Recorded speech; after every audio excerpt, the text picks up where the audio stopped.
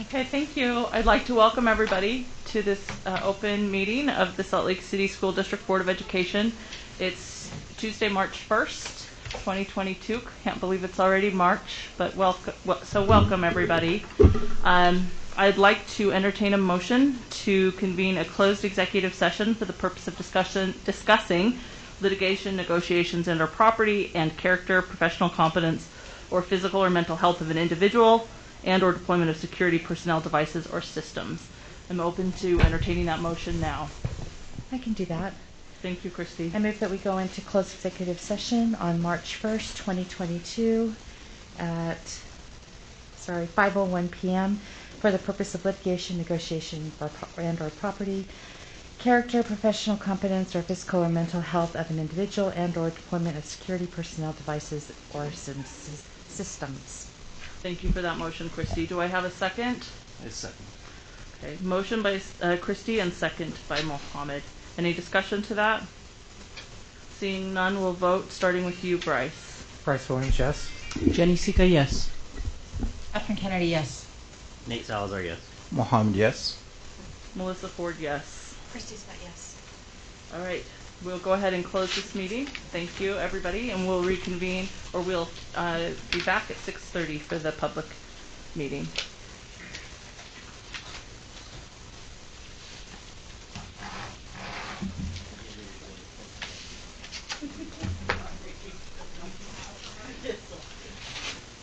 Let me know, Sam.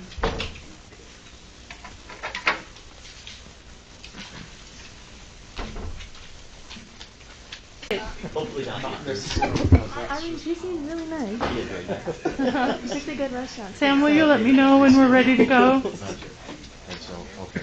Thank you.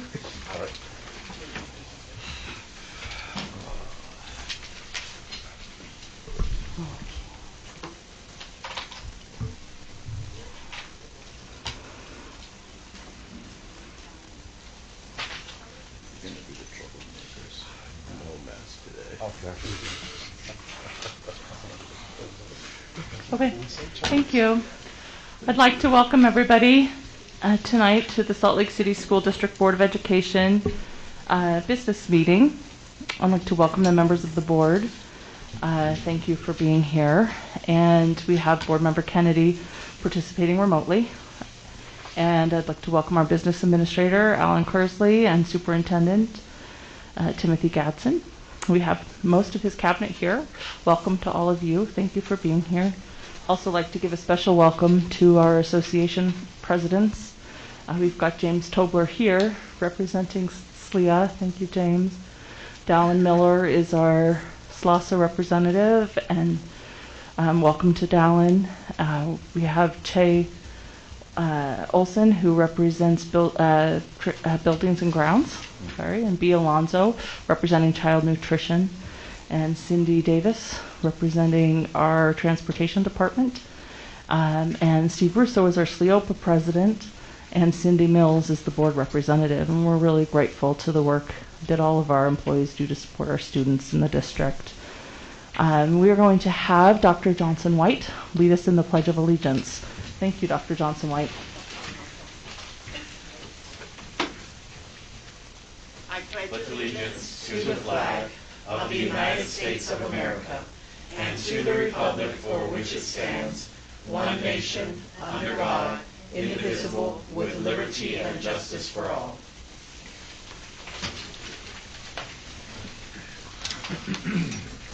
All right, we have some fun recognitions tonight, and so I'll turn the time to the superintendent for that.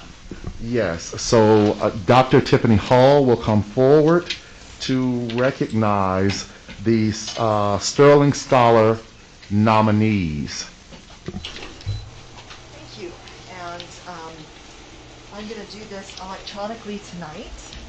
So we are pulling up our photographs here. Thank you.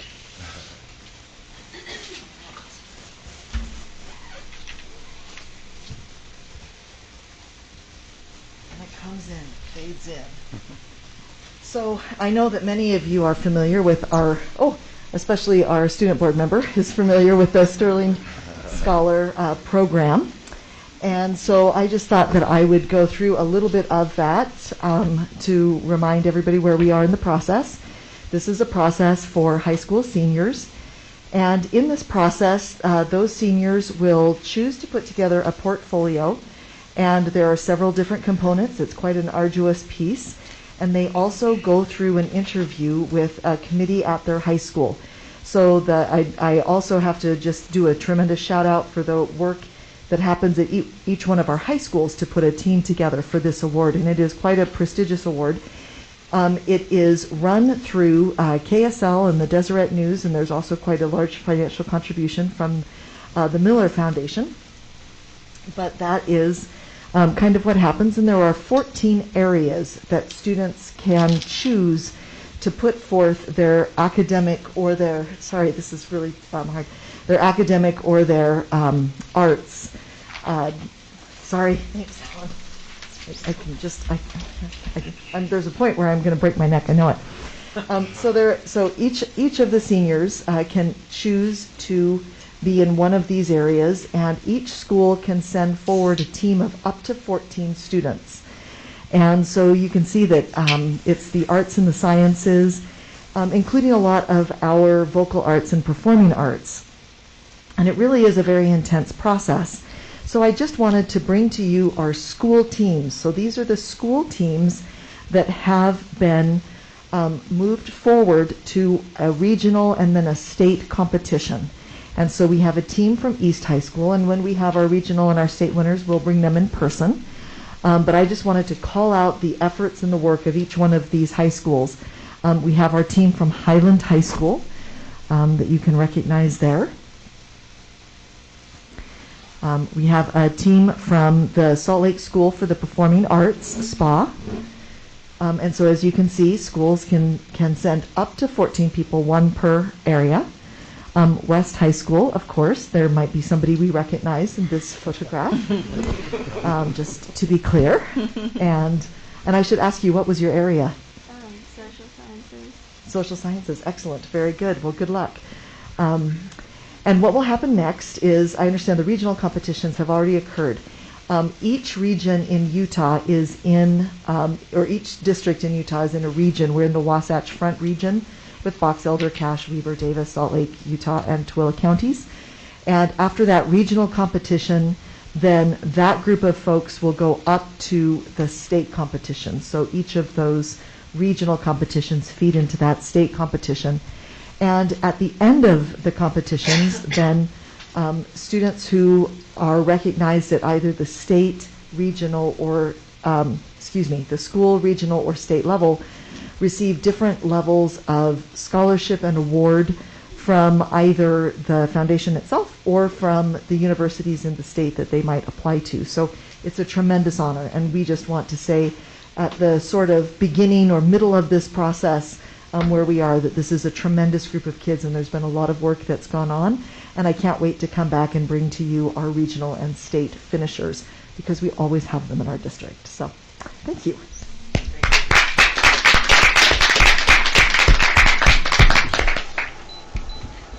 Thank you, Dr. Hall. Thank you, Dr. Gadsden, and a special congratulations to Dottie. We wish you all the best. We know you always represent us well. All right. We will now move on to our consent agenda, and I am open to accepting a motion on the consent agenda. President Ford, I move that we accept the consent agenda, including number 1, purchasing and accounting reports, A, purchasing report, B, purchasing report Excel format, B, budget report for January 2022, D, payment voucher report, E, schools financial report January 31, 2022. Item number 2, human resources services report, 3, minutes for the board meeting February 1, 2022, 4, minutes for the board meeting February 15th, 2022, child nutrition price increase, and non-program meals. Do I have a second to the motion on the consent agenda? I have a second from Mohammed. Do I have discussion to the consent agenda motion? I'd just like to say I was really happy to see on the human resources Human Resource Services report that we've hired quite a few transportation workers. I think that's really great to see. Thank you. All right, if there's no other discussion, we'll go ahead and vote on the motion, starting with Bryce. Bryce Williams, yes. Jenny Sika, yes. Catherine Kennedy, yes. Nate Salazar, yes. Mohammed, yes. Melissa Ford, yes. Christy Sweat, yes. Okay, the consent agenda carries. All right, we will now move to our request to speak. And we have one person who's requested to speak. And I'm going to pull out the document I'm asked to read when we do consent request to speak. The board enjoys the opportunity to hear from the public during the public comment portion of its meetings. Before we begin, I would like to take a moment to remind you of our board rules governing your comments. Time may not be used to air complaints concerning bidding, contracts, employment, or personnel issues, to criticize or defame district employees, or to make complaints for which other avenues for redress exist. Time may not be used by employees or their representatives to circumvent formal communication channels or established grievance or negotiation procedures. The total time reserved for public comment is not to exceed 15 minutes, with individual presentations limited to 3 minutes and group presentations limited to 5 minutes. I'd also like to explain that unless the speaker's topic is already on the agenda, state law prohibits the board from deliberating or taking action on items raised during the public comment period. However, if it seems appropriate to the circumstances, I may direct district staff to follow up with the speaker on the topic discussed. So we really do value hearing from the community, and we have one person who signed up to speak, Amanda Longwell. So I'd like to invite you, Amanda, to come to the lectern there and address the board. Thank you. Can you hear me okay? Mm-hmm. Thank you for having me. I will get to it. 3 things that stood out on tonight's agenda. One, the MTSS behavior specialist. I just wanted to say awesome. You're using ESSER funds to do preventative work to try to help kids get what they need versus a direct pipeline into special education. I like that wording. It also helps tackle the direct pipeline to prisons. So getting that proper staffing in there to kind of tackle it on the front end versus the back end is fabulous. So par on there, and I love that it's more than just one, because obviously one is severely inadequate for our district size. 2, subs. It was interesting to see that pop up. It was good timing. I won't air my complaint as you guided. However, I would suggest that it get vetted out. The state board education rule that says a substitute teacher cannot be in a position longer than 8 weeks before they need to hold an appropriate license or be replaced by somebody with an appropriate license. It would be good for the district to vet out how many places that is occurring, especially with our staffing shortages, because there are places that are occurring and it's causing harm to our students' education. And then the district reconfiguration, obviously it's past due time for us to tackle this conversation. There are always going to be people nervous about it. We're early on in that discussion. The public questions coming from non-special education and special education is just really helping the public understand what all is being weighed out and factoring these closures.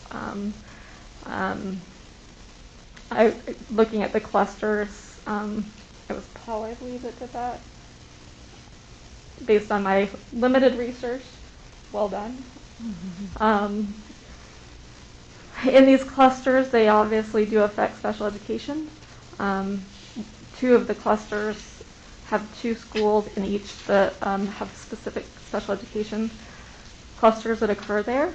So just basically along the lines of the lengthy conversations we had when we were talking about late start, really ensuring that there is a quality vetting out of the impacts and how, if they are part of this consolidation, how that's done to ensure that the programming impacts are not disparate.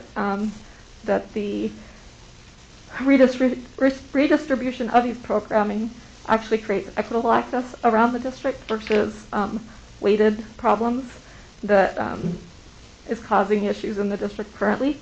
The fit of principals, your fit of your teachers, the building compatibility, because stuff like having bathrooms for certain clusters is pretty important. So basically, this is the early phase of make sure we are really, really, really vetting out the compatibility of these special education programs so that it's, at the end of the day, not ruining access opportunities for our students with disabilities, because it's already an uphill battle. Thank you, Amanda, for your time and your comments, and I appreciate the lens you always bring us back to think about our special ed students. So I appreciate that focus. Thank you for being here. All right, as you can see on our agenda, we have a time certain for our student fee schedule public hearing at 7, and it's not quite 7. So do we want to proceed with the reports and then take a break right at 7? If we need to? Sure. Okay. So know this, at 6:59 we will stop wherever we are at the next report and hold the public hearing on the 2022-23 student fee schedule. All right, so the first item on reports is the G5 district reconfigurations and long-term closures. And I'm going to turn the time to you, Superintendent, for that, with the back history that we had a conversation at last board meeting where the board asked you to come back to us at this meeting with your thoughts on the declining enrollment and the G5 policy. Yes. So thank you, Superintendent. So I will ask Paul Schulte to come forward. And what I would like to share is I wanted to make sure that I did as the board asked, and that is the exhibit that you have. But I have weighed considerations in the fact that the staff shortage at the last board meeting, the board offered a remedy for that in the immediate. And I weighed the fact that this is a 2-year process, which would mean the process would start with one board and then end with another board. And because of that, I am actually recommending that we continue to study and work with the list that is in the exhibit, but that I not present a study list tonight, and that we look at revisiting this next February. And so that is my recommendation tonight, that you take a look at the exhibit that has been provided. It is not a study list that I am proposing that we take a look at, and I'm asking that we put a hold on this until next February when the new board is seated. Thank you, Superintendent. Board members, you probably have questions. I know I do. And I appreciate you being here, Mr. Schulte. I really appreciate all that you do and the thought that I'm sure all of you have put into this. I would love to know kind of your process for how we got to where we're here. And I'm hearing from you, Superintendents, just some of your logistical issues that you're thinking about. I would maybe like a little more in depth about that as well. So if we could, before I open to other questions from the board, maybe kind of address those. Certainly. We met as a cabinet, and we did a very much a learning process. I provided each cabinet member a map of the district that had the students, the schools, and we just looked at elementary.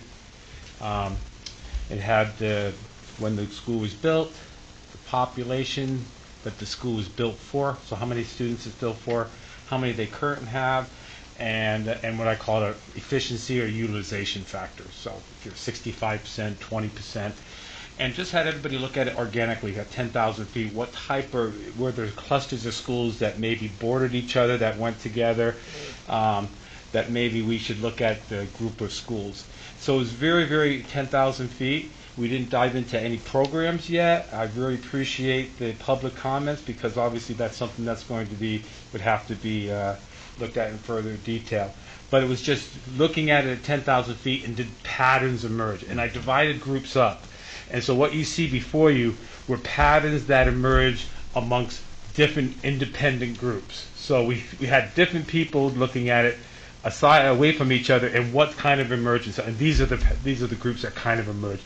And I thought that was a really good place to start because it jumped out at different folks that were working independently with similar assignments to look at certain factors. So these are things that group wanted to that kind of emerged. But I appreciate the public time because it was very organic, very at a very high level, and it wasn't any school is going to close or anything like that. It's just here are some groups of school that are around each other that kind of look like maybe we should look at them together because it could impact. It didn't mean one school is going to close or one school is going to stay open or anything like that. It just looked like these three schools should be looked at as a group to see how we can best serve kids. So a way to start. Yeah, the it was purely a starting point, and these emerged independently. So we had three groups that worked together, and these are patterns that came up. And so I thought that was a good way that kind of, we didn't have any agendas or any biases, and we had groups working independent of each other, and these type of clusters kind of emerged. I asked Mr. Schulte and team to look at clusters because the way our schools are geographically located, and several of them are in close proximity to one another. And so knowing that any closure would impact the boundaries of those schools closest is how we arrived at looking at clusters of schools. Okay, thank you. Other questions from board members? Mohammed? Yeah. Thank you, Dr. Gadsden, and thank you. Also, it's good to see you again. So I appreciate you, telling the public here that this is not that we are going to close this school or that school. Correct. Because I want the public as well to know that we are a board that really recognizes how hard of a year it has been in 2 years. And the last thing we want to do is add more fire to, the fire that's already going on. We understand families lost their loved ones. We understand, as a matter of fact, we have families currently within our districts whose family members are in Ukraine. We understand also that COVID has taken emotional, financial, and, health toll on families. And so we are very, very considerate of that. And personally, I am so glad we're going to be postponing this, putting hold on it until actually a year. That way we can pick up from there. By then we would have a new board members and we will be able to carry on with the process from there. But right now, if we'll keep revisiting this, we are actually doing disservice to the families, to the students, to the community, and teachers and staff who are hurting. That's my take on that, because I know every one of us here, none of us here actually, is well in any of that on any of our staff or teachers or so. Thank you. Thanks, Mohammed. Christy? Thank you so much, Dr. Gadsden. I think that your recommendation is a solid recommendation. I think that us taking the time, I don't hear you saying that you're going to stop the work that you're doing and talking about it, but here at the board table, you want to wait until after February. So I appreciate that it's not a stall, that it really is going to be something that we're looking at, in the future. And I guess that the other piece that I am wondering if you're going to be interlacing into the conversation is the financial piece.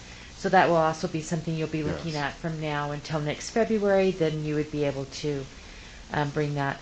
I would just, I think I would like to request that if there is something significant, that comes, especially during our budget season, that you bring that to us, that we would be able to determine, talk about, because even if we're not here in this seat, the possibility of 2 of our board members who aren't, running again, it still would be information that they could pass, with a transition. So I think that would be important, to have that.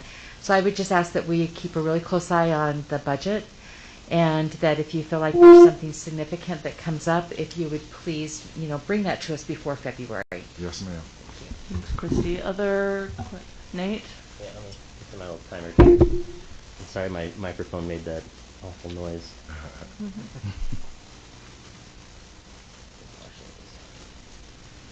Thank you for the recommendation, Dr. Gadsden, and I agree with Mohammed and Christy that I think it's good to continue to look at these clusters to look at how we kind of move forward. But I think postponing until February to begin that process is a wise one. To dovetail on Board Member Sweat's suggestion about looking at the financials, I guess my question to Mr. Schulte, to you, Dr. Gadsden, and to Business Administrator Kearsley is, if there are financial issues, could ESSER funds be used to kind of help supplant some of the financial issues that we might run into over this next year relative to staffing or special programs, any of those sorts of things? Just a quick answer before we move to our other item. We would have to look into that. Okay. I was just wondering. You never know. Thank you. Thank you. Superintendent. So along those lines and financials, and I mentioned that the board gave flexibility and offered a remedy. Superintendent, I'm Yes. sorry. I lost track of time. We need to take a minute because Okay. it's 7 o'clock. Yep. And engage in our public hearing. So we will now convene a public hearing for the purpose of discussing the hearing, public comment on the 2022-23 student fee schedule. Do we have anybody that is here, has signed up to speak on the student fee schedule? Okay. Seeing none, does that conclude our public hearing? All right, thank you. Melissa, I had my hand raised about. Yes, to and make yes, comment. Superintendent was responding to Nate's question, and then you'll be next to discuss this, the G5. Thank you so much, Catherine. So I mentioned the board approved a remedy. I want to allay any fears of our teachers that action meant teachers losing their jobs. Our proposal to the board and the flexibility that was given allows us to look at each school and ensure the school is properly staffed to allow for manageable class sizes. And the number that we suggested or recommended are numbers that we think could easily be achieved through attrition and other natural factors that happen every year, so that we aren't having to eliminate positions. And so I wanted to just make sure that I allay concerns and address reports out there that we are getting rid of teachers. That's not the action that we recommended.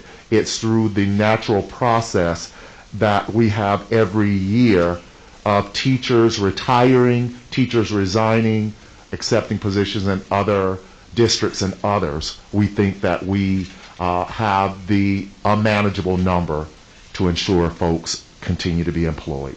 Thank you. Thank you, Superintendent. Thanks for responding to Nate's question. Board Member Kennedy, Dr. Kennedy, go ahead. So thank you for those clarifying comments, Superintendent Gadsden, and for this information, Mr. Schulte. Thank you for all the work that you did. I would like to see all the schools, all the elementary schools in clusters as they're considered, especially if we're waiting for a year. I think we need to put all the elementary schools in specific clusters to alleviate the concerns of some elementary schools. I also would like to see a history of the schools that have been closed in our districts and where they are. in the past years. I think that would be useful. And I recommend us considering whether we do want to hire not a consultant for a lot of time, but really someone who has a long history with our district, perhaps our former superintendent, Mikkel Withers, or someone else that might work as a consultant for not a lot of hours, but a few hours to take a look at this carefully with us. Perhaps someone like one of the people that we considered for as an interim superintendent, Dr. Sagers, if they would consider working with us for a few hours just to think about some of these issues and help us. Thank you, Catherine. Do I have other comments? I just want to make sure everybody's got a chance. Okay, go ahead, Christy. So, Dr. Gatson, I appreciate you talking a little bit about the staffing. I think that a subsequent conversation that I had with Business Administrator Kearsley helped me look through, because the math wasn't really adding up with the staffing, and recognize that through Logan's, Mr. Hall's recommendation, and through your recommendation, that it wasn't a hard and fast rule with the ratio of 28-1 and 25-1. Yes. And I think our community needs to know that, you know, along with what Mohammed had said, you know, that the community we've gone through a lot over the past 2 years. So although, you know, it was recommended at the 42, you know, and through the attrition and retirement, that the remaining staffing that was done, that I appreciate that it wasn't a hard and fast rule with the 28 and 25. Yes. So thank you for saying that, Chrissy. That's actually what I really wanted to focus on. I think that we do need to proceed with this conversation in terms of at your level, superintendent, and in the clusters. And I really appreciate the way you've been thinking about it. I think Mr. Schulte is an expert on our district, and I appreciate kind of the way you've thought through this, and all of you together thought through this. I think if we're waiting until February to discuss this, then that conversation about staffing becomes really important, and I appreciate you bringing that up, Christy. I would, knowing that in sort of a paradoxical way, when a school gets smaller, sometimes class sizes get bigger. If you've only got one class of first graders, for example, you may have too many in that class. I would like to strongly suggest, as much as one board member can suggest, and if the rest of the board feels like I do, that we really support the flexibility that says let's not staff, especially our elementary schools, with more one 1 to 25 or 1 to 28, so that when a class gets to that level, we remedy it at that point. Yes. I think that for the next year, basically, is what I'm suggesting, that we can make that happen. And as we are moving forward, being able to promote our schools as having really small class sizes, and helping to have educational gains because of those class sizes, if we can measure that's a perfect use for what those ESSER funds are for, is to help us regain footing that may have been lost in that time. So that's how I feel. I feel pretty strongly about that we could really see some strong gains if we focus on that small class size. Superintendent. Yes, and President Ford, that is my interpretation of the flexibility that the board granted. So we will definitely make that so, and thank you all for that flexibility. All right. Are there other comments or questions for Mr. Schulte or the superintendent? I got one thing. Okay, go ahead, Nate. So I know it's a really sensitive topic. I think there are some things that we really need to consider as we go through this next year, and how you're setting this with your administrative team and all the folks that work underneath that umbrella. I think it'd be really good to understand not only the small class sizes that President Ford mentioned, but kind of the efficiency in the day-to-day. I know smaller schools, in my experience, having one in my district, working in a relatively small elementary school as well, that when you have smaller schools, that it makes it a little bit more difficult to spread resources around. You usually typically have one teacher per grade level. So I would like to look at some of those efficiency and gaps that we might see in smaller schools with lower enrollments, and how that might impact the decisions that that we have to make and how you report those to us as well moving forward, Dr. Gadsden. If that's something that the board can agree on, I'd like to see what that looks like next year. Go ahead, Christy. I completely hear what Board Member Salazar is saying, and I think that we just need to be clear, Superintendent, with our community that we're doing a moratorium. You know, that if we use ESSER funds, if we, whatever it is for this next year, I just don't want, you know, our community to think that this isn't going to be a conversation that we're going to have. And, you know, obviously some of that burden is going to be on, you know, a new board or several new board members.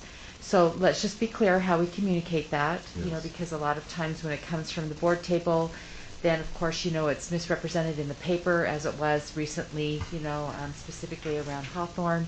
You know, so I think that let's just make sure that our communication is clear, that it's clear to our schools, and, you know, that we're looking at this still, but yet we're trying to also ease into the conversation. So, thank you. Thank you, Board Member Sweat. I think based on this conversation, without it's on report, so we're not moving it to action, but I think the direction I'm hearing, and I just want to make sure that we're all really clear so that there's no confusion for any of us. We appreciate the 10,000-foot view that you've got and are asking you to continue working on that through the G5 policy, but there won't be a list that will be presented to the board until next February as per the G5 policy, but that you will be continuing to work as a team, as a superintendent and cabinet, and whoever else the superintendent feels like he needs to bring into that conversation.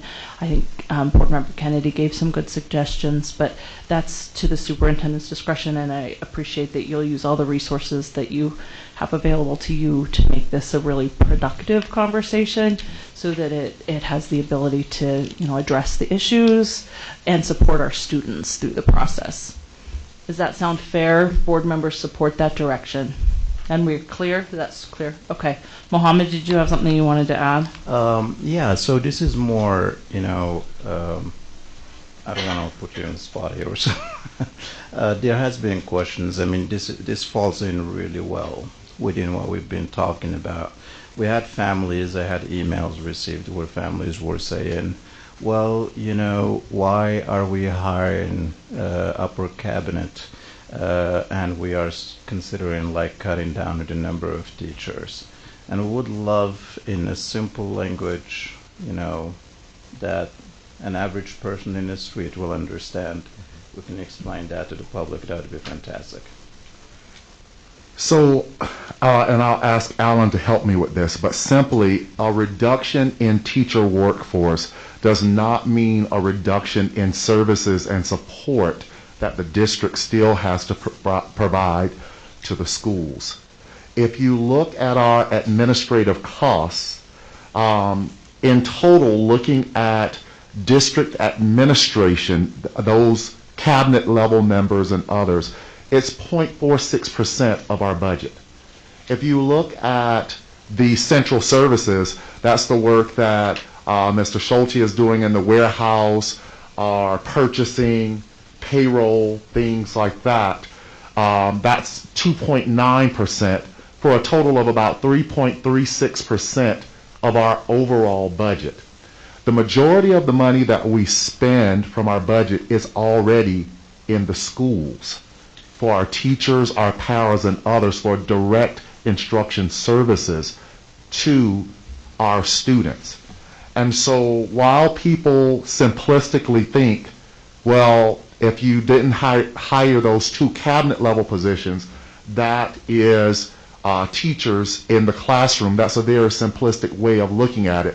But the district still has to provide those support services to schools, which are the administrative costs. And so do you have anything to add to that, Mr. Kearsley? No, I think you did it very well. Thank you. Alan's getting by with few words so far. Thank you, Dr. Gadsden, for explaining that. And I hope, you know, the public, as you are listening, if you continue to have questions about that, please do not hesitate to continue to reach out to us about it. Okay. Thanks, Mohammed. Thank you. All right, Dati. Yeah, sorry. I was confused for a second. So these aren't additional cabinet level positions, right? Like they already existed before? These are cabinet level positions that were added at the beginning of the school year. Okay. Okay, then I can see why there is some form of concern, but I do appreciate the explanation. Thank you. Thanks, Dottie. Yeah. All right. A sincere thank you, Mr. Schulte. Superintendent gets it. Oh, Thank you. sorry. Have a seat. Board Member Kennedy. Sorry. Go ahead, Catherine. I just wanted to add in that I appreciate the explanation too, but I do think that the public, is concerned that in a declining district that we are adding administration positions. And while we do need to support our students, we have been doing that without adding them in the past. And so I do think that it's a legitimate concern that people have, and I just hope that the superintendent and the superintendent cabinet think about it very, very clearly and strongly, that that's the feedback we're getting from the public really clearly right now. Right, and that's why I explained that the percentage of administrative costs for those positions is pretty negligible when you look at the whole of the budget. I do understand that. I think that some of it is optical and some of it is also real. I mean, even if it is a small percentage, but I just think that we've done it, I think that what the public, and I'm reflecting the many emails we've received over the last couple of weeks, but the public has seen us hire people who are paid, twice as much as a teacher might be paid, for example, and that concerns them when we've been doing it without those same positions in the past. And so I just want to represent the constituents that are writing to me to say that I hear those concerns, and I would like to reflect those concerns. Thank you, Catherine. Dottie? Yeah, I would kind of just agree with that. I've also heard a lot about how teachers are feeling as well, because I'm in the schools and they're teaching me, and I think that's definitely a concern that I share with them. I understand. I think the goal of the board is to do best for our students, but I think that also means the way that we're being taught in classrooms as well, and having really large class sizes. I go to classes that have so many students, and so I think there is a concern that I think is well-founded, especially because in the history of the board, I don't think we've added that many cabinet positions that quickly. And then also I think, yes, we can explain it using percentages, but when you're not using those percentages to compare to the pay of teachers as a percentage of the budget, then I think that kind of minimizes the effect that it has on our board as well as our students. So thank you. Thanks for sharing that. I think we've all been hearing those concerns, and so I think it's important that you hear them and know how to respond. Thank you so much. All right. Now, thank you, Mr. Schulte, Superintendent. Thank you for that conversation. Thank you. All right, Alan, you're up. You got to use your words now. No, I was just saving them for my turn. Okay, the second report item, is the 2022-23 capital projects and debt service budgets, and you have a binder in front of you. So in front of you have the budget development binder. It's got a tab for each board meeting. The budgetary items which we presented in previous board meetings have been added to this binder. But for today, we're going to skip to March 1st, where we'll be discussing the revised 2021-22 capital and debt budgets and the proposed 22-23 capital and debt service fund budgets. Just going to take this off for a minute. So as noted in the cover letter, so the budget, to build next year's budget, we started with the basics, the same amount of people, same staff levels. Last board meeting, we saw a list of capital projects that are on tap for next year.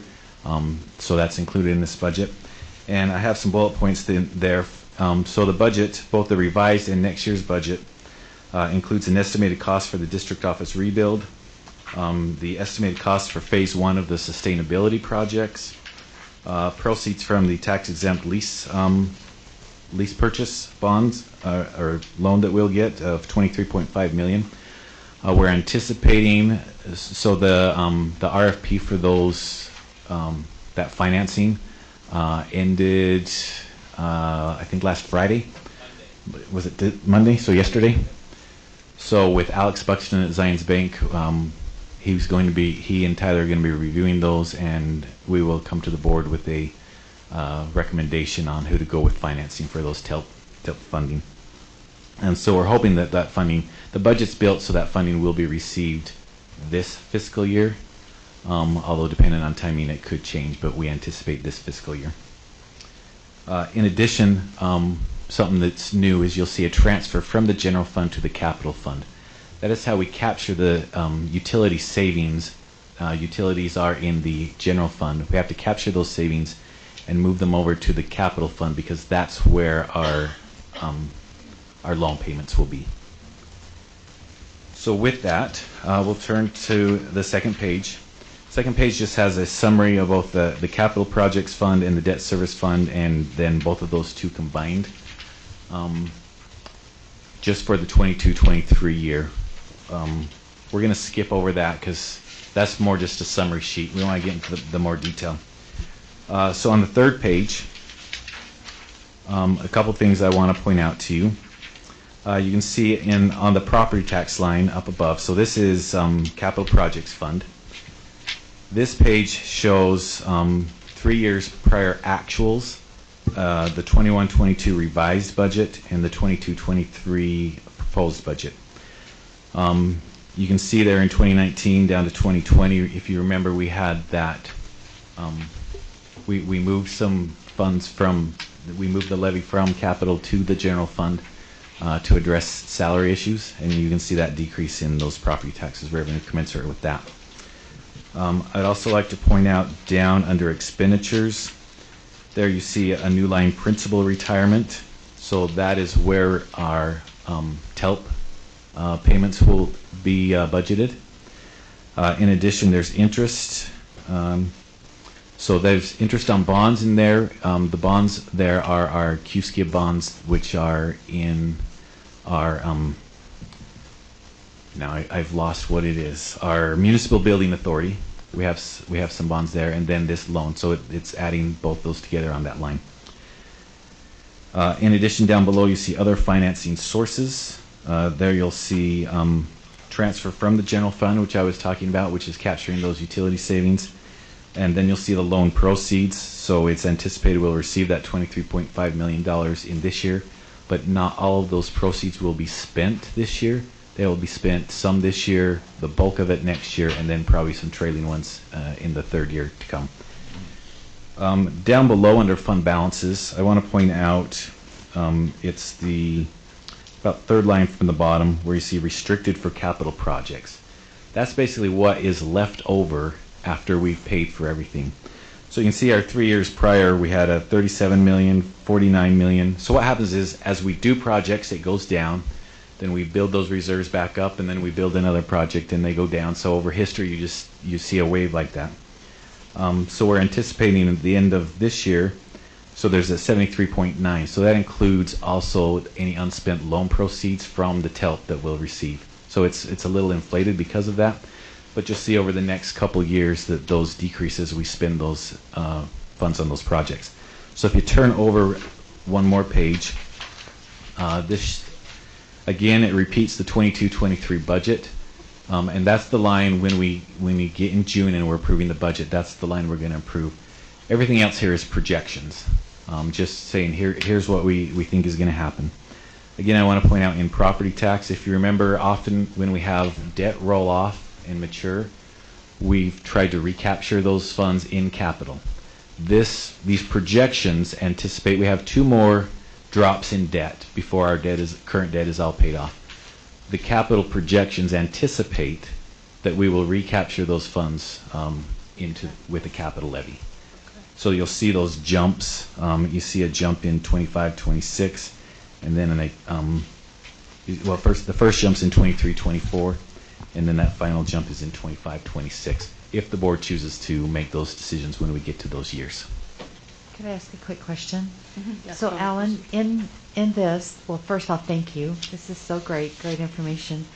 Is when we have because we have a couple of RDAs that are going to be coming off, right? Is that also reflected in this projection out to 2027? So because that'll come in growth, and growth is really hard to pegged down. Okay. So no, it's not projected. So that would be anything, that'll be additional as we get closer to those and hopefully have better information. Then that will be added to those Could we projections. possibly maybe get a schedule?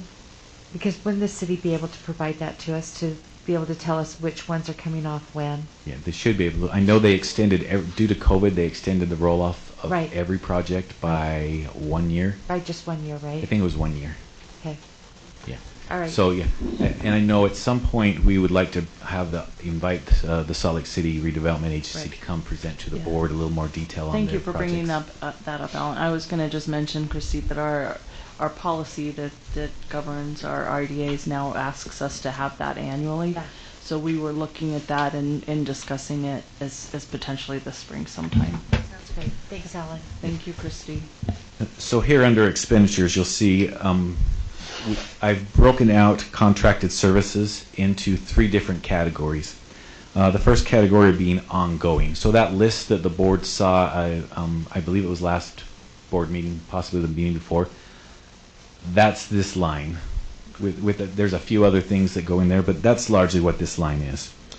The second line is kind of the new line, sustainability. So to break out the sustainability projects, I wanted to give it its own line here in this this document.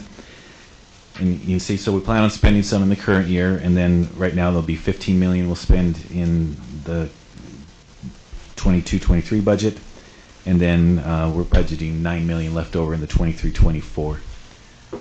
Now, if you add all those up, it doesn't match the 23.5, but we are planning on, kicking in some of our own money, but also largely offset that with rebates that we'll get through the different projects.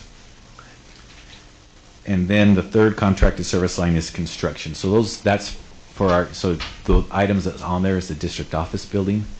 But if at some point it's decided that we're going to rebuild a school or other buildings, you can see that goes to 0 because we haven't, there's talk, but there hasn't been any approval for any future big capital projects. So as those plans get made into the future, then that's where that line will show up. And there you can see interest and principal retirement going out. So we're looking for our TELP financing those over most likely 20 years. So you're going to be seeing that on that line item for quite a while. Then I want to point down to the fund balance again, restricted for capital projects. You can see that fund balance drops when we get done with both our sustainability projects and our district office building, and then it starts growing again, getting ready for the next capital projects. But as you can see, it doesn't grow nearly enough to, in today's day and age, build a school. So that's where the possible future financing discussion will come in. Over to page 5 is just a repeat of what we saw a couple weeks ago, so we'll skip through that. And then on page 10, what this is doing is taking the sheets we just passed through really quickly and summarizing it by school and giving a 5-year projection on items that will need to happen at each school. So Paul and his team builds out that 5-year plan to give us guidance. That doesn't mean it's set in stone, but that's where we start, and then we make adjustments throughout the years as we get there. That way, if we have we know a boiler lasts so long, and this school's up for a replacement in 4 years, so we can get that on the list so we're aware of it. It doesn't catch us by surprise. And then the last page is the debt service. Again, we have 3-year prior actual, 21-22 revised, and 22-23 budget. There's no changes to the revised budget, because debt service, we know what that is. We know those numbers as soon as when we approved the bonds, we had the payment schedule, so we knew what those are. So there's no need to change those in a revised budget. And if you turn over the page, again, you'll see the 22-23 and then projected. There you see in 23-24 we have a drop, and then in 25-26 a drop to 0 because all of our current debt will be paid off at that moment. So that is the capital and debt service budget. So I appreciate when you talk through this with us because I like the narrative with the numbers. So thank you so much. Questions from board members or comments from board members for Alan? Christy? Maybe just a comment to say that I think that our district has been very conservative, in how we budget. And I also think that we've been very creative. And I think it's quite an astounding thing that we are debt-free in 2025, 2026. And we've literally saved our taxpayers millions of dollars, by the planning, that goes on around the debt. And so I just want to say thank you, for the great work that's been done in our business office and for the report that you've given us tonight, because I think that it has been really helpful to see that in the long range. So thank you, Alan. Thank you, Christy. Other questions, comments for Business Administrator Kersley? Great job. Thank you, Alan. Appreciate this. I do want to throw one more thing out there and maybe just get some board direction. So as you can see, the only capital project we currently have approved is the district office building. But we do know there are other capital needs in the district. We would like to maybe hire a consulting firm to help us kind of really design out and maybe come up with some plans is maybe a little strong of a word, but some ideas. So as we are preparing to possibly go out for a bond election in the future, we can have some stuff in place so we know what does this new building look like, where are we going to build it, and get some cost estimates in place. So I'd like to throw that out there as something we'd like to move forward with, but throw that out there to the board for any feedback. So the feedback you're looking for is the board willing to it seems like you're asking, how does the board feel about a consultant to help you come up with a plan? Yeah, so it would be consultant, not saying we will rebuild this building. It's more to gather data, gather ideas, possibly an architect to say, well, you could rebuild it here or over here, or here's how you could make it work within its similar footprint. Is this in reference to the buildings we've talked about potentially needing to rebuild? West High School, potentially Highland High School. So you're asking maybe for some support from an architect to give some guidance on to get some maybe things more the board's already talked to about. Maybe turn theory into maybe more of a plan. Okay. How does the board feel about that?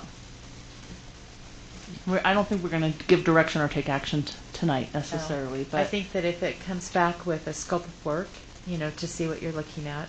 I think long-standing relationships, obviously, with the architects that know our buildings, that would be helpful, I think. I'm assuming that Alex would be involved in somewhat, maybe the conversation around the bonding piece. So, and as we get down the road, we also want to go out for bid or for RFP for a bond consultant. Bond consultant, yes. For a bond consultant, which would work in conjunction with Alex Buxton. Correct. Right? Yep. And so maybe the one thing is, if you have a timeline that you're thinking about in regards to what that looks like, with bonding, I think that would also be helpful in that scope of work, to see what that looks like. I think that would be helpful. Maybe we can make that a topic for discussion at a future, Absolutely. at a near future meeting. Does that sound fair? Paul, see you nodding? Okay. Nate? I was just going to suggest that maybe this could be something that the board finance committee also look at in concert with the business administrator, if there's direction from the board to do that. As long as it then comes to the board. Exactly. For Yes, time. absolutely. That sounds great to me. How does the board Yeah. feel about, I'm asking Absolutely. I the think that's finance good. committee. Maybe Mr. Schulte, you could participate in the board finance committee for this time. Does that sound fair, like fair direction, Superintendent? Yes, it Okay. does. Thank you, finance committee members. And thanks for bringing that forward, Alan. Seems like that's a good plan. Go forward. All right. That concludes report number 2. Report number 3, school land trust plans and student success plans. And for that, Superintendent, I think we invite Dr. Taylor to the table. Thank you so much, Dr. Yeah, Taylor. you got it.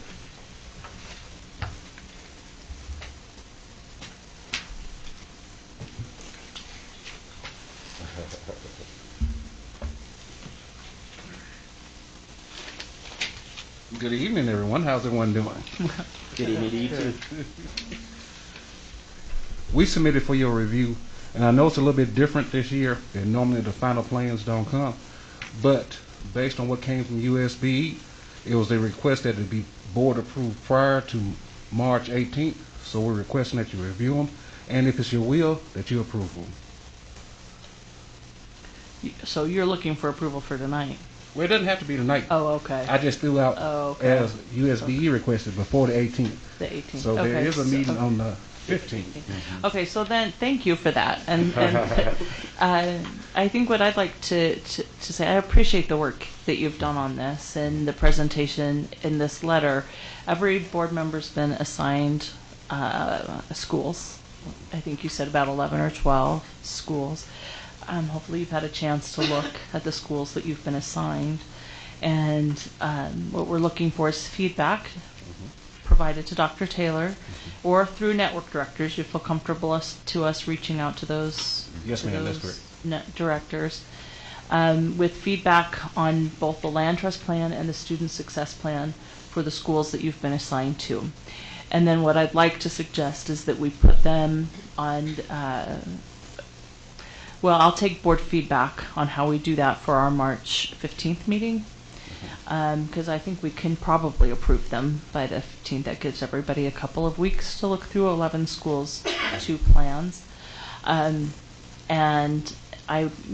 we could put it on consent unless the board feels like there should be some discussion, which I sort of feel like it might be nice to leave it on discussion so that if there's an opportunity for us to raise questions. I also appreciated, Dr. Taylor, that you included the guidance sheet on what we should be looking for, and that's important training for looking at how we approve plans. So I would appreciate the board giving me and Dr. Taylor, Dr. Gatson, some guidance on how we want to move forward. Nate? Yeah, I like the idea of leaving on discussion. I just feel like in the past, the last couple of times that I've been through this process, it's really helpful, one, to have discussions with the board member that I'm assigned with for a particular school, and would definitely like the time to have those conversations. But I also felt like in the past there's been a couple of questions that have been raised just based on the reports and all of that. I think there was one year that we approved the plans with, the caveat that some of the schools meet certain or different requirements. So I think leaving on discussion gives us that opportunity to make sure that we're above the board, so to speak, with approving these plans. Other comments, Superintendent? Also, I'd like to add to that, you could identify on discussion some exemplary plans as well, because we always like to showcase those exemplary plans and use them as examples for other schools. So if you all come across some exemplary plans in your opinion, highlighting that on discussion as well. Christy? So going off of what Nate said, I think that the discussion is so important. And so Dr. Taylor, I would hope that in our next meeting, I have found it very helpful to have the network directors here, so that we'd be able to have a discussion with them and any caveats that they have. I think that would also help us identify where they see their exemplary plans. So if they could be invited to our next meeting when we discuss this, I think that would be, I would feel like it was fully vetted at that point. Thanks, Christy. Other comments? Okay, see, now I think we've got a good plan, and we'll see you at our next meeting. Yes, ma'am. Thank you. Thank you. Thank you. All right, moving right along. Item number 4 on our reports is the MTSS specialist / behavior specialist and safe schools specialist, new positions. Superintendent? Okay, Business Administrator Kersley, you're up. So I just want to note this is on the report section. We're not asking the board to act on this tonight, but we're just presenting this information to discuss and then present it for approval on a future board meeting. So if you remember, and maybe you don't, when we approved the ESSER 3 plan, within that plan was $2.6 million set aside for MTSS, which is, and Dr. Buendia, correct me if I'm wrong, multi-tiered system of supports. Yes. Correct? I think it's an educational thing, not a finance thing. So. Maybe it should be, though. Hey, I got it right? So we did set aside funds for those services in the ESSER 3. And so the Educational Equity and Student Support Department is seeking, we've developed, and you see attached to your agenda some job descriptions for an MTSS and behavior specialist. That's one job, and then a safe school specialist position. So what we'd like to, what they're proposing is we hire these or create these positions and hire people with ESSER 3 funds, knowing that when ESSER 3 funds are exhausted in the end of school year 2024, that these positions will no longer exist. So you're wanting discussion and questions from the board about that? Okay. If there are any, throwing this information out there so we can present it at a future board meeting for further discussion and possible approval. Okay, thank you. I know for me, I would love to see a way to measure the effectiveness of these positions, because if they do what we think they will do, I think it's great. We may need to be looking at how we extend those positions and how we would then fund them once the grant is out. And the only way to really identify that is for us to truly measure the effectiveness of the position for the time that we have it. Otherwise, I'm in support of these positions and feel like it's a really good and thoughtful use of ESSER funds. Yeah. Christy? I'm just going to echo the same thing that Melissa said.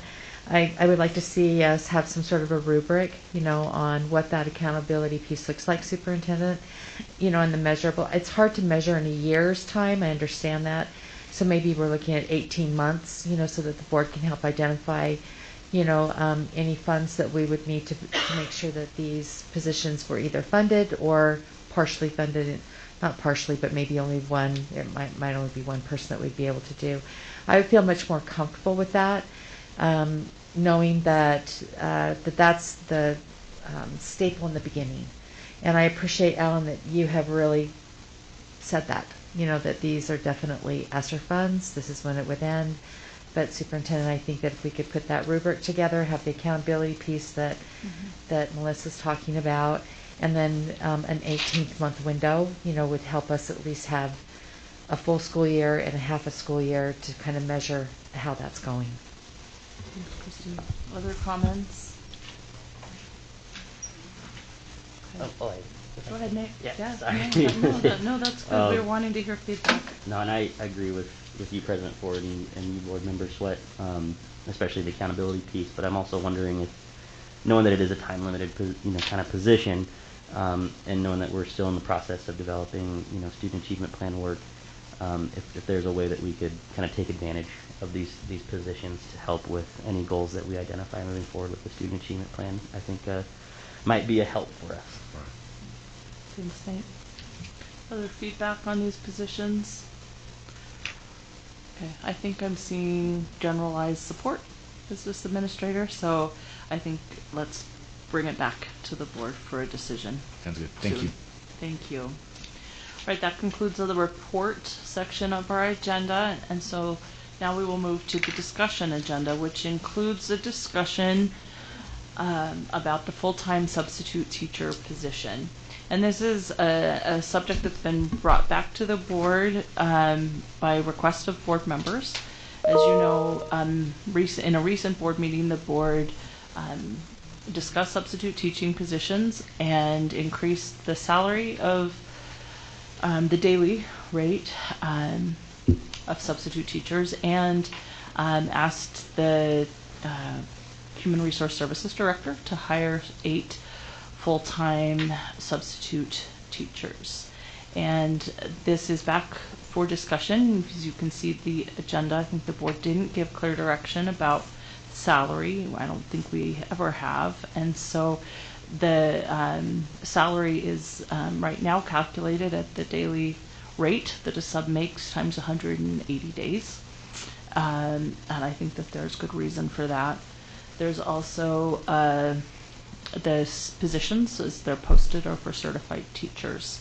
And I think that I will let the superintendent discuss the reasons for all of that, and maybe business administrator for the salary. And then I want to have board discussion on this topic. Thank you, Superintendent. Yes, so without board direction to increase the salary, the full-time subs are paid at the certified rate. USBE actually requires long-term subs, and these full-time positions would have priority for those positions to be certified, or we can't use them in a long-term capacity unless USBE gives us a waiver to exempt us from that requirement. And so the positions are advertised for those who hold a license as a teacher and are paid at the certified daily rate, as President Ford said, times 180 days.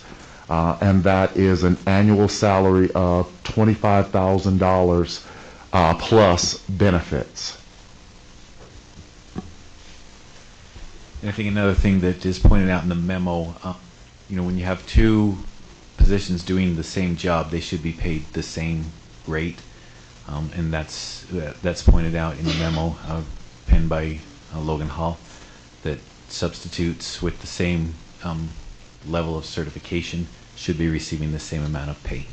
Right. And so if we look at anything other than the certified and that daily rate, if the substitute teacher is not certified, I find it very difficult for us to pay them at the same rate as someone who would be hired into the full-time sub position that has certification.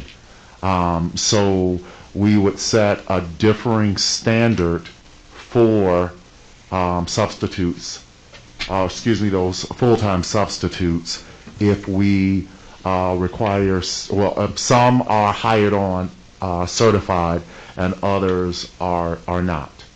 Thank you, Superintendent. Board Member Kennedy, go ahead. Thank you for preparing this information, and I appreciate all the work that you've done to get this ready. I was at a meeting, a GLC meeting with Board Member Sweat per our assignments, and the the USB representative at the meeting actually talked about how much flexibility they're giving school districts right now. And that it wasn't about this issue specifically, but said that if school districts have a good reason to request for an exception, that they will almost always grant it. So I would like to see us go to USBE and ask for an exception for this, and maybe they'll have some requirements about the standards for the substitutes. But I'd like us to go ahead because we want our teachers, we want these positions filled, and I think there's much less incentive for a teacher who is a certified teacher to work full-time as a substitute and make half the money that they would make, less than half the money they'd make as a starting teacher. And so I'd like to see us have this available for teachers that aren't certified teachers. And I feel if we make a genuine request to USBE, that they're very likely to grant that request. And maybe it'll be temporary as they examine it and want some reports, but I think it would be a really good precedent. And the other thing is that I think we could justify it by saying that we can multiply the rate by $180 per day. But again, I don't think we're going to get our best people in to do this position, and that's what I'd like to see. I'd like to see the best people possible, because I think that it's $25,000 is less than a living wage for people. And I think that we do hire people under Apple, formerly ARL, and those people we pay a teacher's salary. So there are precedents in many different areas, and I just would like to see these substitute teachers paid more than $25,000 a year. I don't see that we're going to have a lot of people advocating for that. And again, I think it goes back to our discussion about who we're hiring in what positions. This is an important position for our kids. It is a position that interfaces with our kids every day. We know how significant teachers are to our kids, and I just would really like to see us see us staff these with strong people, the strongest people we could find. And I think that we really need to go ahead and make sure we're paying them well and compensating them fairly, and and trying to attract everyone we can to this position. That's our goal. We want to attract teachers to our district as full-time teachers ultimately, and do it again. Thank you, Catherine. Superintendent? So we considered what Board Member Kennedy is suggesting, and the question that we came up with was, then why would we hire full-time subs and not hire floating teachers and pay them the salary of a teacher? Because what is being proposed is really a floating teacher, not a sub. Thank you, I mean, I guess Superintendent. a full-time sub is a floating teacher in a way, but I guess why we would do it is because we want to get our most invested subs working for us as teachers. 10 seconds. And we would like to see them incorporate it into our district and then start over again, because there's a teacher shortage. I think most of the state acknowledges they're having a hard time hiring teachers. Thank you, Catherine. I wonder if there's other discussion. Mohammed? Yeah, thank you, Catherine, for bringing that up. You know, it's kind of like a rough spot, because, you know, if we were to give exception to ask for an exception to a certain number of subs, what about the other, you know, hundreds of subs we have or so? If I think, you know, we need to be really careful on what we promise, and we need to be ready to justify why aren't we doing the same for everyone else. And that is like really a fine line for us to walk if we're talking about equity when it comes to employment. Thank you. Thanks, Mohammed. Do I have comments from others? I really appreciate the creativity that Board Member Kennedy has in problem solving, and I do think substitutes and the need for subs is an important issue. It's something we've been talking about for a long time. I did appreciate from Mr. Hall's letter that our substitute fill rate is much better because of some of the changes that we've already made in pay and in allowing subs to work more. I would be uncomfortable paying a full-time sub more than the daily rate. But I do think we could maybe look at a way of doing a stipend for a substitute teacher who works 180 days. I would be reluctant to ask for a waiver to a rule. I heard even tonight from our parent comment that we do need to make sure if our students have a substitute with them for a long period of time that substitute teacher is qualified. Yeah. If they're there for 8, 9, 10 weeks or more, that's a substantial portion of the student's education, and we know that there's no substituting for the actual work of a teacher. And if a substitute is a certified teacher, that they'll be able to provide that education, that curriculum for our students. I think that's really important. I think we need to be looking at how we're growing our teaching pool, and so that's what really resonates with me from what Dr. Kennedy's talking about. And I wonder if there's a way we could say we're hiring 8 subs. We'll hire them as certified teachers. If we're not filling 8, we could open it to some others, especially and by invitation, as Dr. Kennedy's talking about, for people who show that promise and give them that support. I know that this is something that Mr. Hall is passionate about. He spent his career looking at how to support teachers in that kind of development way. And so I just feel like if we could kind of go back to that and say, how creatively could we stay within the parameters that we have and use this as another way to support teachers. So thank you. Go ahead, Christy. Thank you. I think we've had such a great conversation. I think, Superintendent, what I'm thinking about right now is that I think you have a unique opportunity to probably put together a shared governance committee, to bring in our teachers group, our parent group, our administrator groups, all those stakeholders to maybe, as Melissa said, let's think outside the box. I think we have an opportunity to be a little innovative. I'd like us to really look at, what USB is offering. I think that all of us are fighting for substitutes right now. It's something that was highly talked about at our JLC meeting in regards to we're all fighting for the same person. So to look at a way for us to think outside the box, put forward, what we can, see who we can hire. I think that what is definitely a plus are the benefits, because that is definitely, there are a lot of families that have had to have a second income come in, and benefits are important. So I think that is, it needs to be clear that we appreciate, that we want to contract, the person, we want to have them have a contract, and that benefits would be open to them immediately. So I would say, think outside the box, superintendent. Think about that ability that you have to put together, a shared governance committee, and look at some of the ideas that you've heard about tonight, Yes. And bring in our great leaders in SLEA and our administrators and go from there. And I think that we just need to continue to move forward.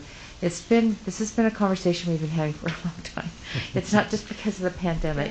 We've been talking about a subs shortage. Yeah. And then I know my time's probably really close. You have a minute and 9 seconds. Okay, a minute and 9 seconds. In that conversation, I also think that we need to start talking about these bright, amazing young people that we have that are getting ready to graduate, and that we need to have them be looking at the teaching profession. When our college just up the street has 50% less students going into education, we need to be thinking about that as the future. They are our future. We want, people like Dottie, in a classroom teaching kids and having them have that experience. So that's got to be the flip side of it too. Right. Right. Thank you, Christy. Go ahead, Nate. Yeah, and I always love the idea of looking at things creatively and outside of the box.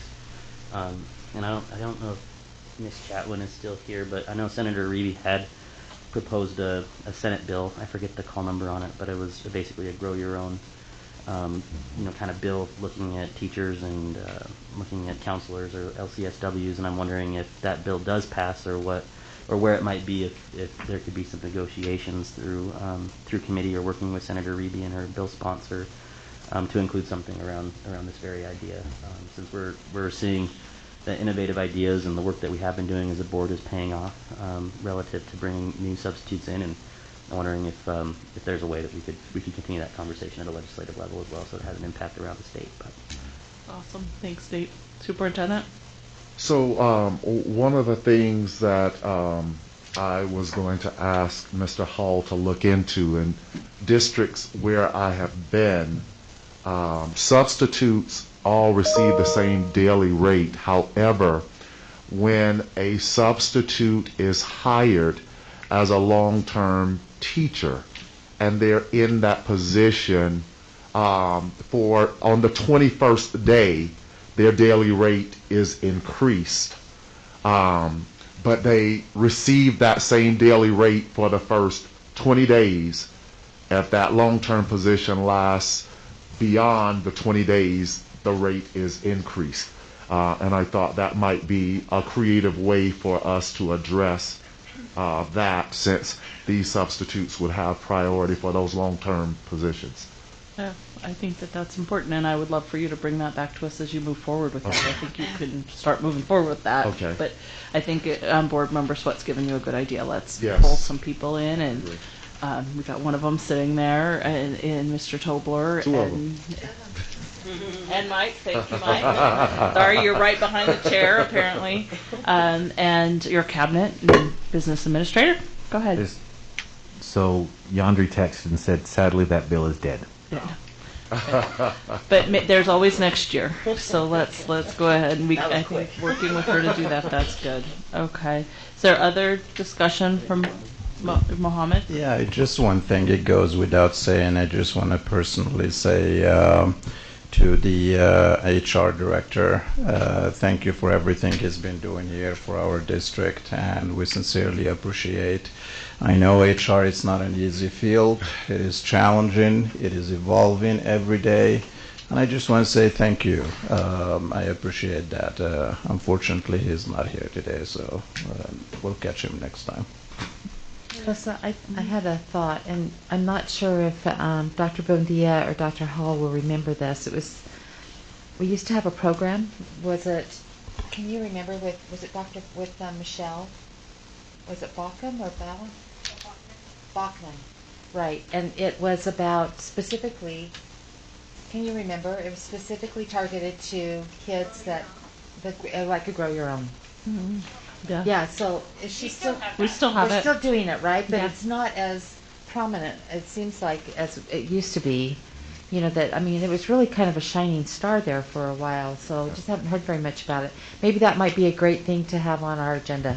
Might be good to talk about Yeah, all to the talk things about we do what to support Michelle. it. Yeah. Mm-hmm. Okay, I think that's great. I think in addition to that, a lot of the success that we see with students who graduated from our district coming back to work in our after-school programs is another thing that we might want to look at, and what's attracting our graduates to come back and work in our district.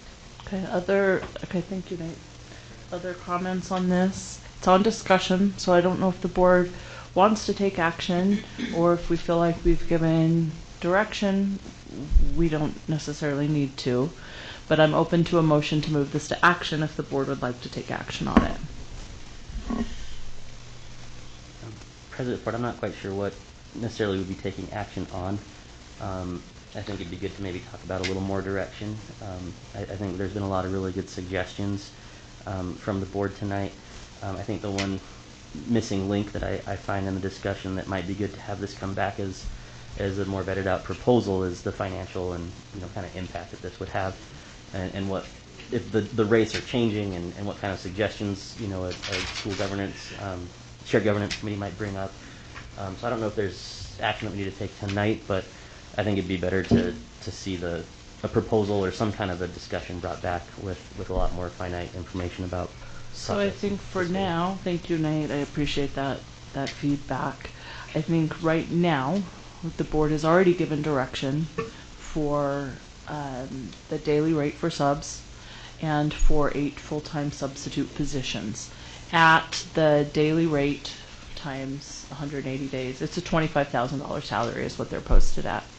I think if the board would like to change that and give different direction, then we need to take action. If the board's comfortable with the direction we've already moved in, and we've heard other ideas and ways to support this and make it stronger, we can have an ongoing conversation. But if we want to change anything, we need to take action on it. But if we want to leave it the way it is, we can leave it the way it is with direction to address some of these other things we've talked about. Sorry. Go ahead, Catherine. I move that we ask the HR department and Ellen to come back to us with a salary that seems fair based on some of the suggestions provided tonight for full-time substitute teachers. So we can approve a salary that seems to be fair in terms of for all parties.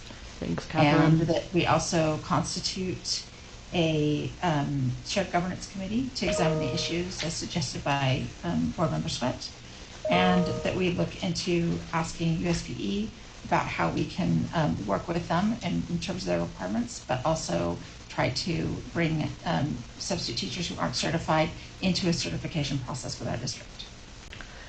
Okay, so before we move on that motion, before I ask for a second, Catherine, we would need to move this to action.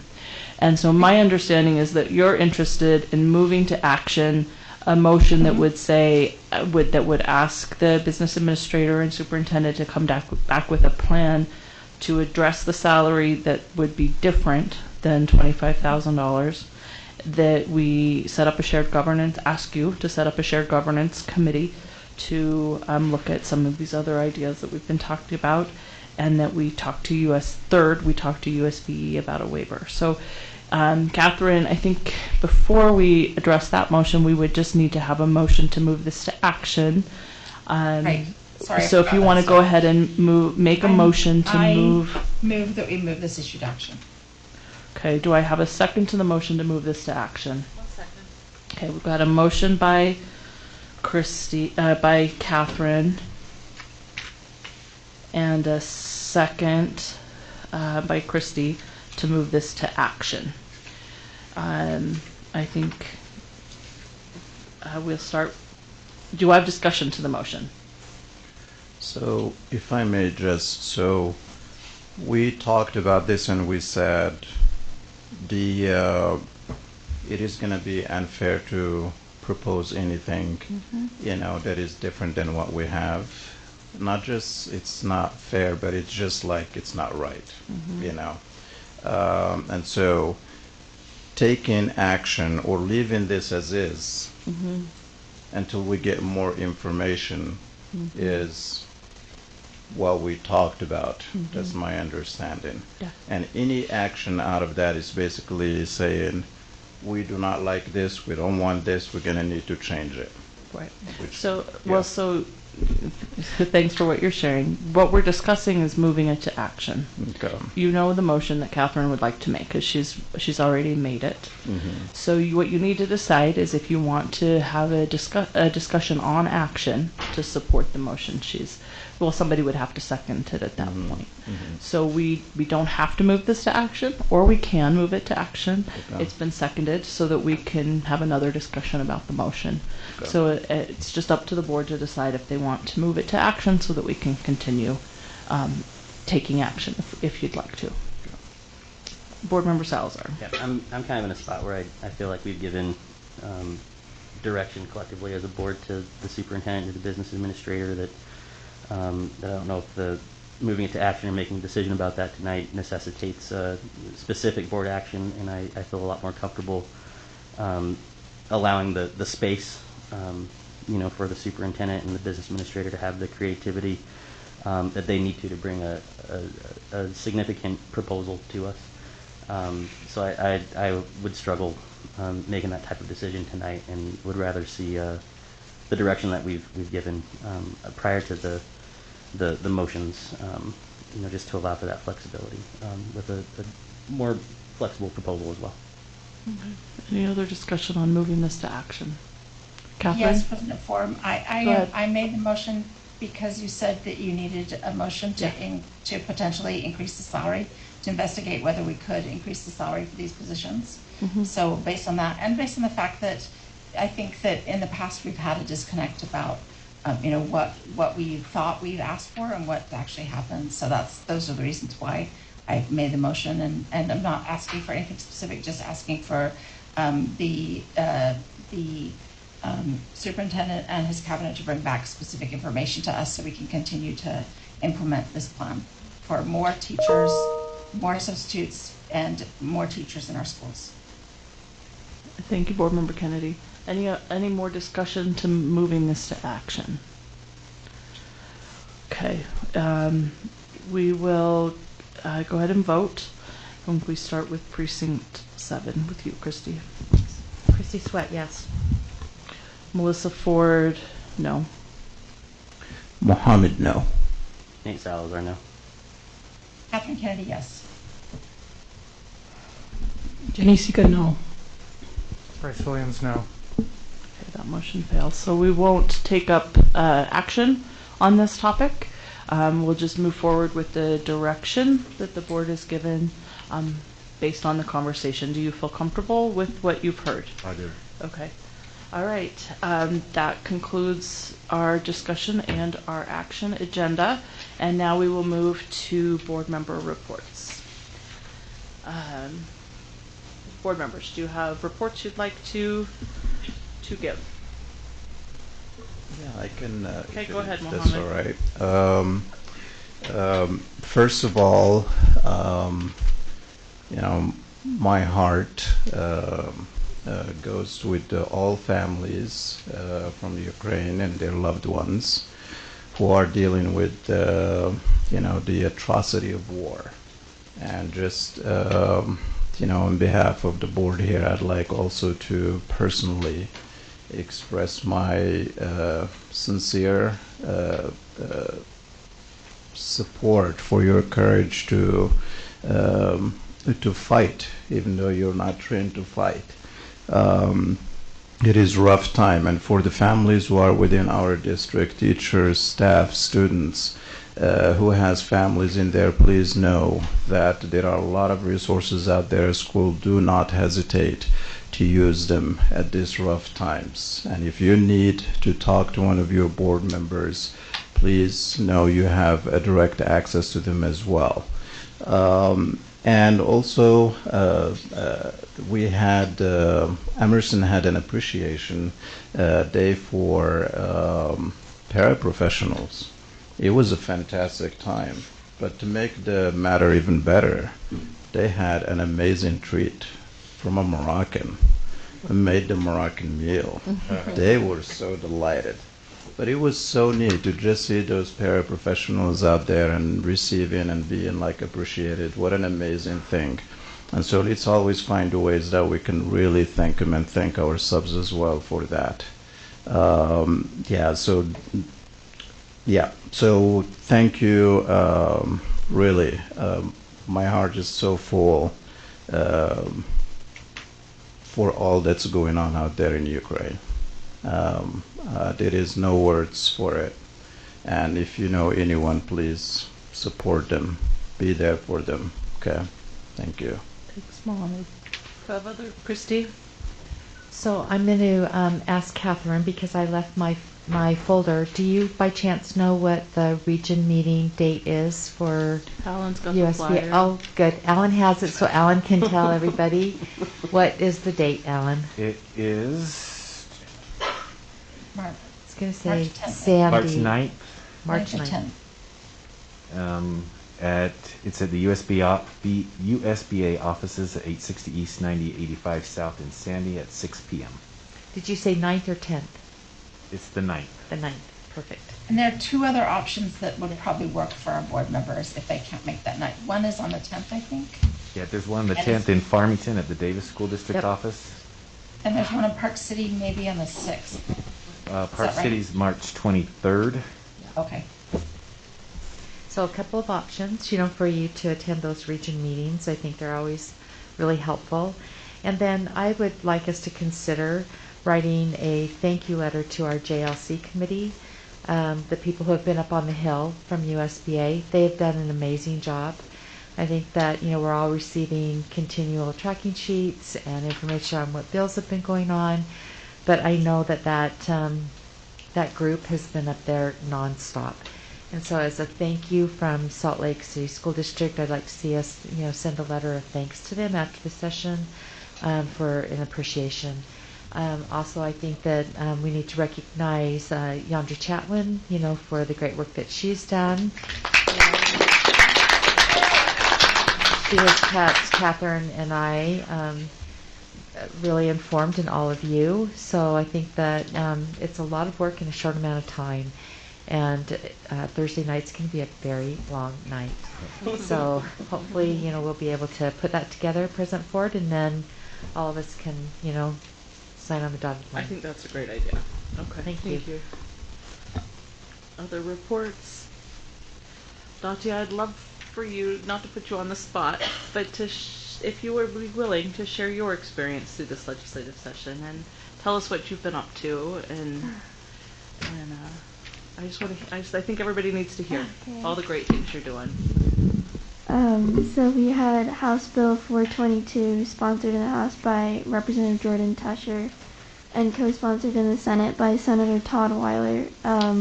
The bill was school district voter eligibility amendments. It was an opt-in bill for local school districts to have the choice on whether or not they'd allow juniors and seniors to vote in their local school board races. It was a 5-year pilot, so it had a 5-year sunset date. And we were working with students from across the state. We actually all went up to the Capitol yesterday. There were about 75 students from, we had Roy, Lehigh, Taylorsville, of course, all the schools in our district, up there to support, and they were making posters and doing all these amazing things. And they actually became lobbyists. So they were standing outside the House of Representatives and then pulling representatives, calling their interns, pulling them out one by one. They actually ended up flipping a number of legislators to the point where we had felt like we were in a good place to kind of get this bill passed. And then on the House floor, the bill and the students behind it were kind of belittled and disrespected. We were basically told that, I think they had listed off a long series of TikTok challenges, so choking on cinnamon, eating Tide Pods, all those things, which, I think that was just really concerning to me that that was the level that the debate went to. But the bill failed 29-46, but I'm very proud of the students who showed up.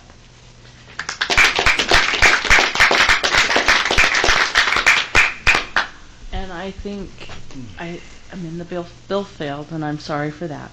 But it was not a failure of a process, because I saw your presentation. It was impeccable. It was well thought of and well researched. And you did engage in the process, and that's how it's supposed to work.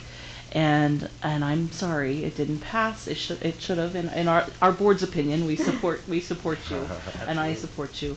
But I value the collaboration, the work, the dedication, and the engagement in the process. It gives me hope for the future. Well, thank you for speaking in favor of it. Yeah, my pleasure. I shared with Dottie earlier that Catherine and I were in the meeting with JLC, with the superintendent and with Alan, and we had that conversation, and it went down a lane that was very disrespectful in regards to the age and maturity of kids. And once they voted it down, we left Alan. Catherine and I walked out. We packed our stuff out in solidarity with you, Dottie, out of that meeting, because we were both very disappointed, that it went down that pathway. So I'm sorry for that kind of conversation up there. That should not have happened in our house. It really shouldn't have. And please, if you have an opportunity to reach out to those students, please tell them that how much we appreciated their civic engagement. Well, they'll be back next year, I promise. And every time you engage, you give people opportunities to see the positives. So. Yeah, Dottie, thank you so much. I know it is hard, but you've planted a seed. And imagine 70+ student turned out. Guess what? Thanks to TikTok, guess what? Next year there will be more. And you can count on me, on my kids being there next year as well. So it is a step in the right direction. Yeah, but I understand how hard that is. You've done amazing. Any other reports from board members? Business administrator. Just want to note, the last day of legislature is Friday, not Thursday. Oh, Friday. It'll be Christy, you don't get to sleep yet. Okay. Superintendent, do you have a report? Just very briefly, President Ford and members of the board, we in Salt Lake City School District are definitely on the move. I just want to tell you that as I visit the school and as cabinet members visit the schools, there are some amazing things happening in our buildings with our teachers, our students, and our leaders. I also want to thank our parents for the overwhelming support that they've been giving, and not only to me, but to our school leaders. We can't do this without our partnership with our parents. And I just want to reiterate that we are all in this together. We are one district working for one goal, and that is to ensure that our students get a world-class education at all costs. And so I just want to affirm my commitment to continuing to work to ensure that our students get the best that we have and not backing away from that. I want to thank all of our district staff for the amazing work that they do day in and day out and each week, and just tell them to keep on keeping on. Thank you. Keep on keeping on. All right. Thank you, Superintendent. Let's go ahead and adjourn the meeting. Thank you all for being here. Thank you. Keep on keeping on. Keep on keeping on, Janice. I know that's right.